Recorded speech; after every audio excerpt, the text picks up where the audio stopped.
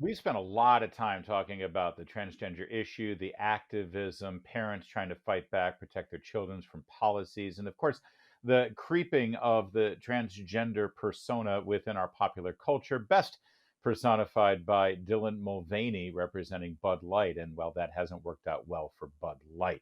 The discussion continues in many corners of the internet. It's an argument, a very, very fierce argument. But our next guest, one of our favorite writers, David Marcus, he's written over at Fox News that maybe where we are right now in this conversation lends itself to a compromise, some kind of agreement. All right, David, I think it was a very thoughtful piece, and I appreciate you joining us tonight. Thanks. Yeah, I started writing the column over the weekend when I saw two interviews. The first was Robert F. Kennedy Jr., I think it was either on ABC or CNN, saying that he thought it was unfair for biological men to play sports with biological women. Second Yeah. one was GOP candidate Vivek Ramaswamy, who had an extended exchange with Chuck Todd on Meet the Press about whether gender is set by biological sex and binary. And what really leapt out to me was that last year, neither of those conversations could have happened on those networks because the rule was that to even question transgenderism did harm to the transgender community. And so you just don't talk about it. Think back to 2014 when Kevin Williamson wrote an op ed called Laverne Cox is Not a Woman for the Chicago Yeah. Sun-Times. Do you I remember remember. that? Yeah, I do. Chicago Sun-Times retracted that article. They literally said you are not allowed to express that opinion in the newspaper. Right. That's over now. That's changed because we have to talk about women's prisons and women's sports and women's shelters and how this impacts kids, obviously. Right. So you lay out in your column, I think, a very true reality, which is we have two sides of this argument, and if you look at I don't want to use the word extremes, but let's just say the folks on either side of this argument that are most adherent to their position. You've got on one side the idea that any suggestion that a person can change their pronouns, change their gender identity, live their life as the opposite sex, that if we accept that or allow somebody to do it, then we're living a lie and we're upending Western civilization. But we've got another side of the argument that says if you dare to even challenge somebody's right to do all of these things, as well as biological men competing against women, biological men going into women's safe spaces like girls' room and locker rooms, then you are a bigot, you're a homophobe, and you don't have a place in our society. How do we get those two sides of this argument to reach some kind of compromise? I think you probably don't get those extreme elements to reach a kind of compromise. But I think that most people fall somewhere in the middle where almost what we had before we started talking about this could kind of work. Where, like, yes, if you want to live, if you're a man and you want to wear dresses and you want to call yourself a certain name, that can be accommodated by social norms, even perhaps to some degree um, by public policy. But there are certain things that conservatives in particular are not going to accept. We're not going to say things that we don't believe.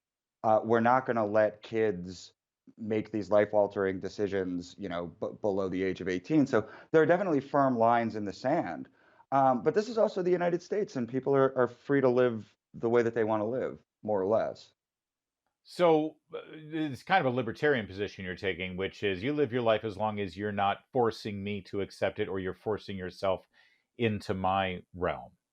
Yeah, and listen, Larry, this is a 60-40 issue, right? I mean, the polling in 2022 showed 60% of Americans said, no, this is what you're born as, that's what you are. That was up slightly from the year before, so it's actually sort of trending in that direction. But there's still 40% of Americans who say, hey, if you think you're a woman, you're a woman.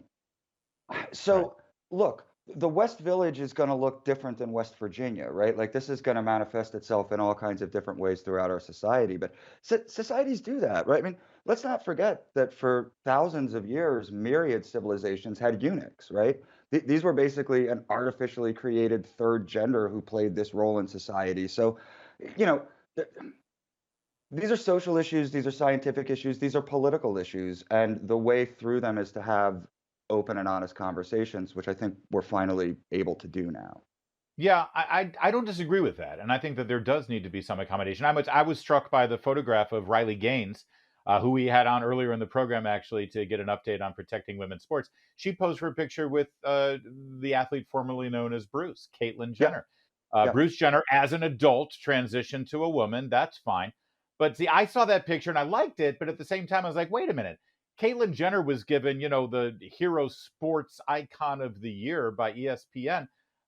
Why? That there still seems to be an intrusion here where women end up being the victims. Yeah, look, I think that Jenner in particular is pretty sensitive to a lot of these issues, and has shown that to some extent. And I said when this whole Bud Light thing happened, it's not about Mulvaney being trans, right? If there was some TikTok spot where it was Caitlyn Jenner with a Bud Light, nobody would have cared. The issue is that Mulvaney is engaging in woman face, and there's this sort of like demeaning aspect to this bit that he's doing, right? That's the Yeah. problem with Mulvaney, and there's a difference. So, look, I don't think men can become women, but I also know that I'm not going to convince all of the 40%, the 100 whatever million Americans who think that they can, that they're wrong. So, one way or the other, we're going to have to live with this. You make a case in your article, David, and again, it is a great article, as is most of your writing, and so I do want people to read it. But you say that figuring out, taking these two very polar positions and finding out some kind of middle ground compromise and accommodation so that our society can move forward. It's a very American thing to do, and you're right. The fact that we resolved our issues over slavery, such as they were, to reach a Declaration of Independence, and we basically just put it off for another 85 years, and then we broke out in a war. Ultimately, I think that is a good thing. It's not a good thing that we had a war, but we prioritized where we were as a country, and we came together on what was needed. This feels different to me, and I guess I'll give you the final word here because I want to be as optimistic as you are, but I don't see these sides moving. It's so entrenched.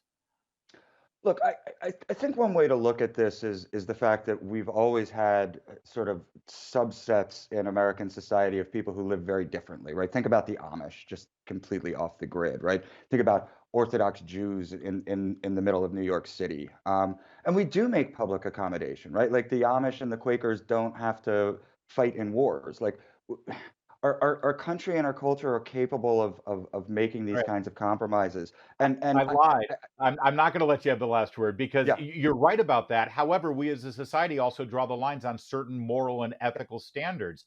The Mormons, before Utah was allowed into the country, we said, "No, you gotta do away with polygamy," and they did to absolutely. accommodate the so we do draw lines some places. We must. Yeah, we have to. So the question is, will we be able to draw that line here? Will I we look, be I will I yes, I will think there those are who lines say for no men are men or conservatives. women are women, can't that be the No, line that we draw? yeah, I it can be the line that we draw as far as public policy issues like prisons and sports and school. But can it be in education? I don't know, right? I mean, given that Yeah. 40% of Americans think that gender is fluid, can we just teach kids that? How do we teach that? Do we say some people believe this, but it's not rooted in science?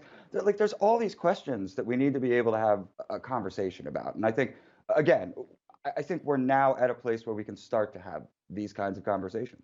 All right, that will be the last word, and amen to that. Listen, the best point that you make in this is that 10 years ago we couldn't even have this conversation; we'd be Nope. canceled. For once, the pendulum swung a little bit more in the area of free speech, and an important speech it is. David Marcus, great stuff as always. Thanks for joining us. There's more to come on O'Connor tonight. Salem